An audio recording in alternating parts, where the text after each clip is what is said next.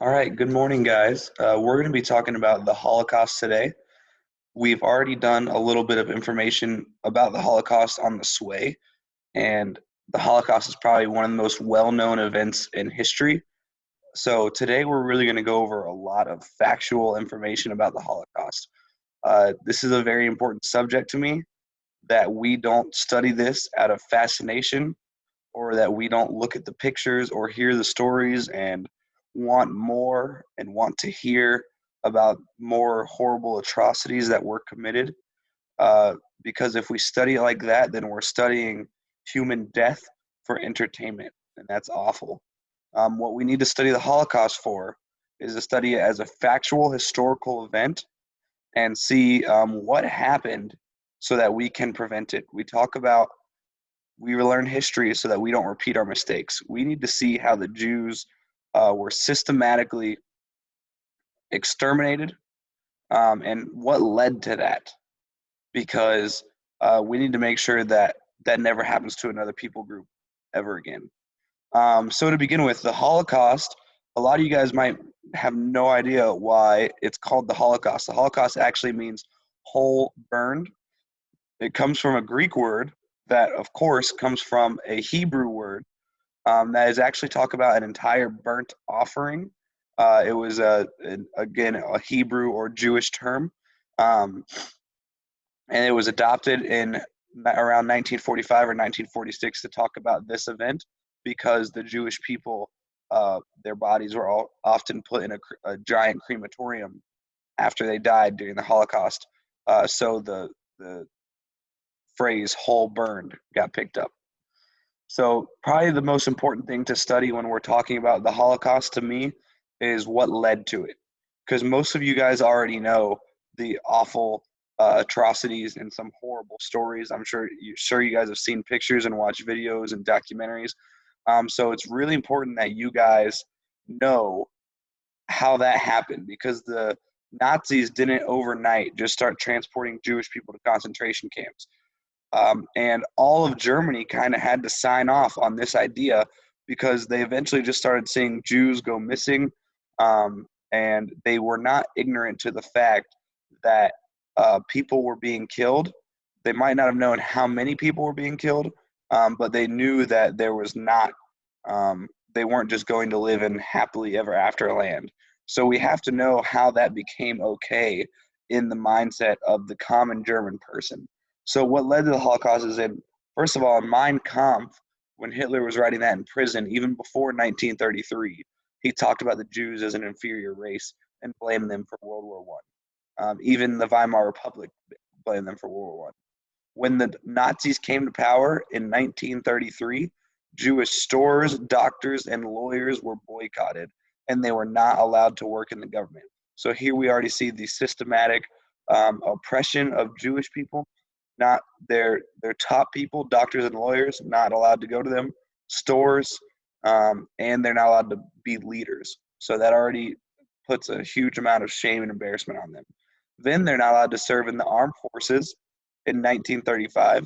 They can't marry non-Jews, and then they're not considered uh, fully citizens if they're half or three-quarter Jewish. So if you have a grandparent or anything like that that was once Jewish, you are no longer a full citizen. In 1936, Jewish people were banned from all professional jobs, education, politics, higher education, and industry. So now, in just in 3 short years, Jewish people cannot work in professional jobs. So those jobs that you actually work for to get, that you go to college, that you have goals your whole life to achieve, you are banned from working there.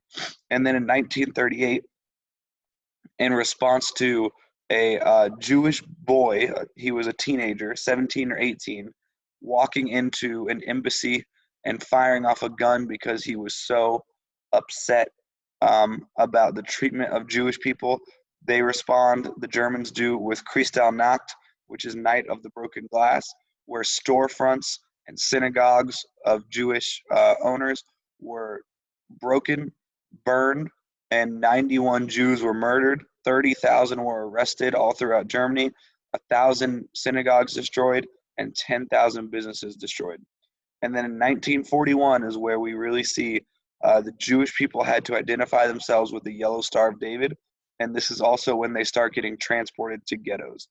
Okay, so we're now going to kind of move into how they were systematically killed. But I want you guys to really see how it slowly but surely led up to concentration camps and led up to the mass murdering of the Jews. It did not just happen overnight. So if you are living in a life and you see this happening to a group of people, you have to know where this kind of thing is leading to. It hasn't happened just in Germany with the Jews. It has happened all over the world with all sorts of genocides. Okay, so the start of the Holocaust. And let me move myself here for you guys. I'm actually just going to minimize myself. In 1931, or sorry, July 31st, 1941, Hermann Göring, who was Hitler's right-hand man, wrote a letter stating a final solution must be had in the answer to the Jewish question. So you guys have heard the Holocaust called as the final solution. There were other solutions that they attempted. That's why this one is called the final solution. They tried to get them to immigrate, just to leave Germany. They also had a way of killing them. They had gas vans where they would load them up in giant vans and gas them instead of gas chambers. And they would take them outside of cities and just shoot them in the streets. Soldiers were complaining about the kind of the PTSD from that, and they also viewed it as a waste of bullets. So they were trying to find a different way for the final solution to occur. And in 1941 is where they really come up with the idea for the concentration camps and the gas chambers. And it is important that you memorize that guy, Göring. So at first, Jewish people were transported to ghettos in Poland because they did not have the concentration camps ready by 1941. The ghettos were basically small sections of city in Poland that were sectioned off that the Jewish people had to live in. It was often incredibly overcrowded. We're talking about an area that was probably supposed to hold a couple thousand people that was holding 50 to 100,000 people. They were not fed. They were not given beds. They were not giving proper clothing. They were not given anything that is expected of for a human being to survive. They were just placed in the ghettos and told to survive. Now, I say they were not fed. That doesn't mean they didn't eat at all. They were given enough rations basically to survive, or they had to bring their own food with them when they were transported to the ghettos. But they were not actively kept alive in the ghettos. That was not the Germans' goal in the ghettos.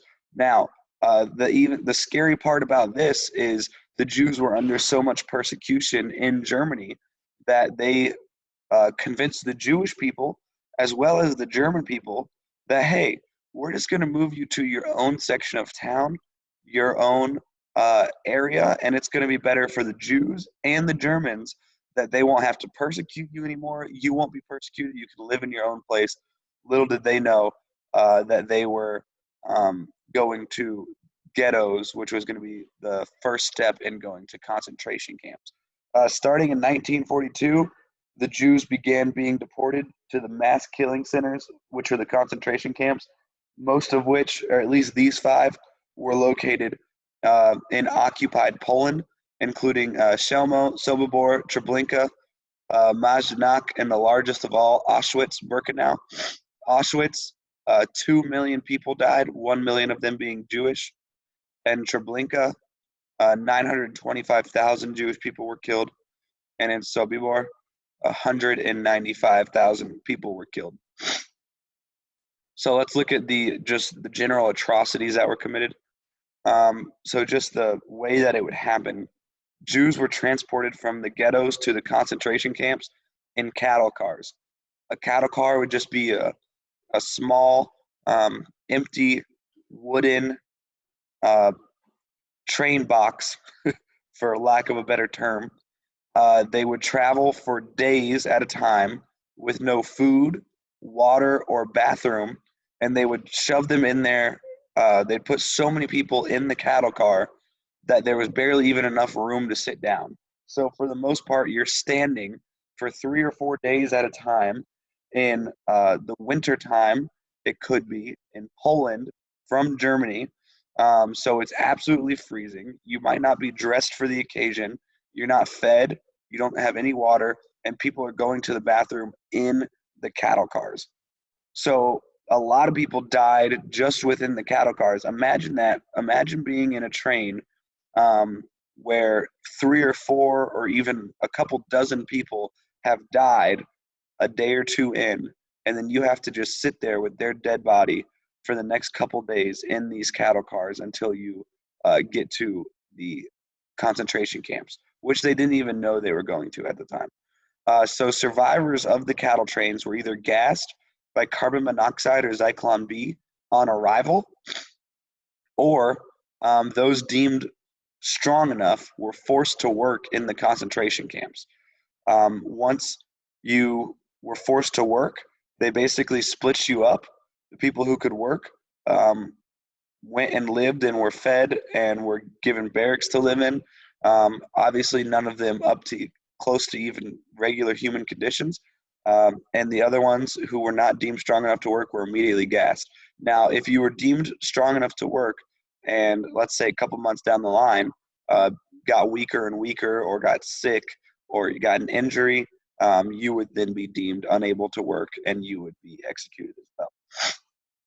Some of the other crazy stuff that went down at the concentration camps, at Auschwitz in particular, Joseph Mengele was named the Angel of Death. He's a pretty famous quote unquote scientist, and he conducted these pseudo-scientific experiments on Jews, mostly twins actually. So what he wanted to do was just see what humans could survive and what they couldn't survive. So he would take Jewish people and inject them with basically anything he could find and see what it would do. He'd inject them with chloroform. He'd inject them with any sort of chemical, or maybe something that could possibly be a cure, but no one was able to test it before. So he killed hundreds of Jewish people that way. He also was really well known for doing a lot of studies on twins. Again, a lot of torture on twins, seeing which one could survive the cold the longest, which one could survive the heat the longest. And then once he'd see which one was the stronger twin, he would dissect them to see why one could last longer than the other. He was very fascinated by this, but he's nicknamed the Angel of Death because he tortured hundreds, if not thousands, of people to death in Auschwitz. All in all, an estimated 11 million people were murdered during the Holocaust. You've heard 6 million a lot. That's because that's referring to the Jewish people. The next, and this is a ton of people that were killed, the Soviet prisoners of war. 3 million people died. 3 million Soviet prisoners of war died in the concentration camps.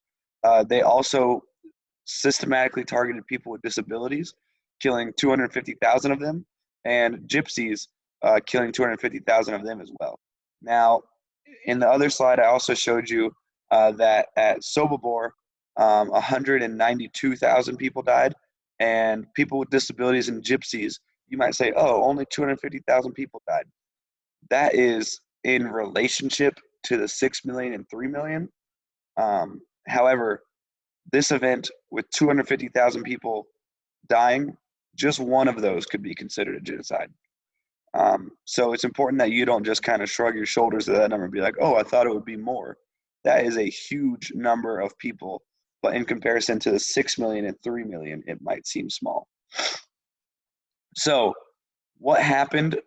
How did the Holocaust end?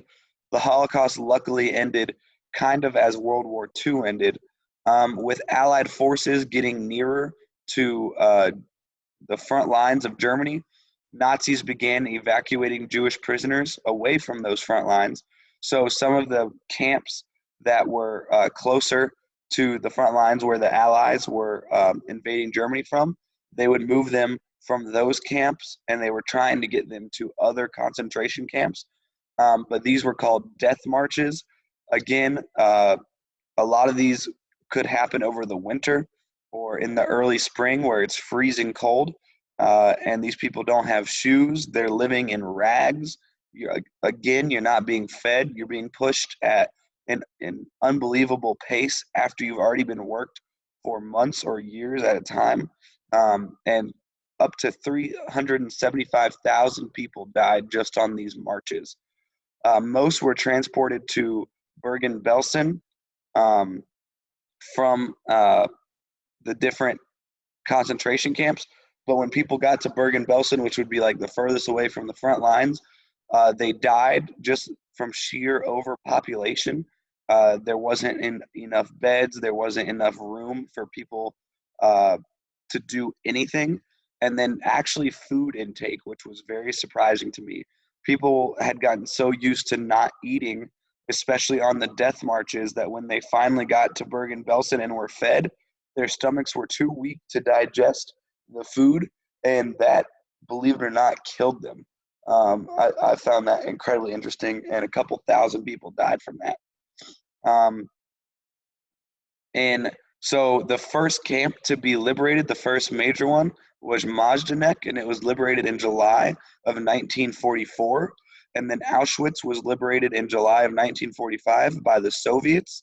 And Bergen-Belsen was liberated, and that was the most populated at that time because they had all evacuated to that one, was liberated in April 1945. Um, so again, we've talked about this before, but Hitler committed suicide. Um, the person we talked about, Goring, also committed suicide. Their minister of propaganda, Goebbels, also committed suicide.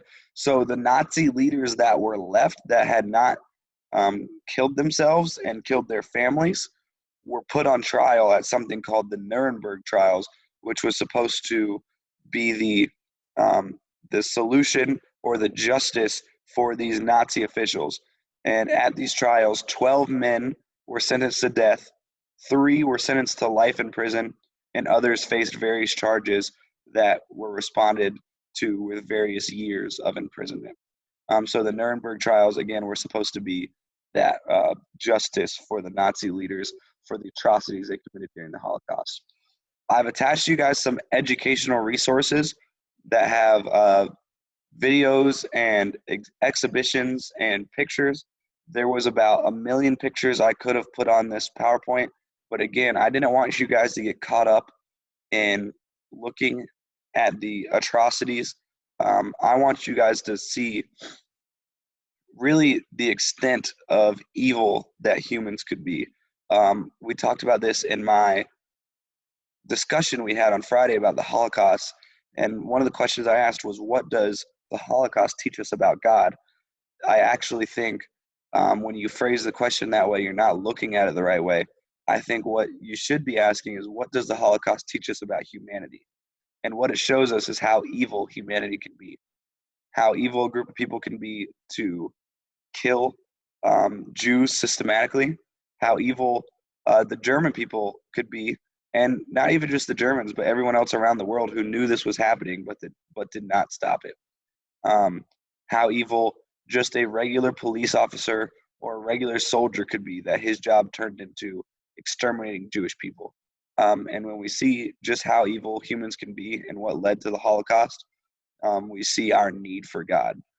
So if you guys really want to dive into this a little bit deeper, the United States Holocaust Museum has a great collection of exhibitions.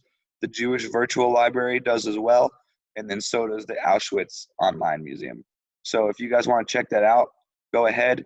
There is graphic content. There are a lot of scary things, but I think it's important for you guys to really understand the extent that these atrocities were committed.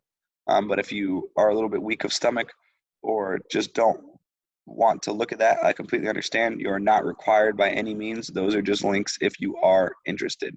All right, guys, I hope you have a great day. Make sure you take the quiz afterwards for this lesson.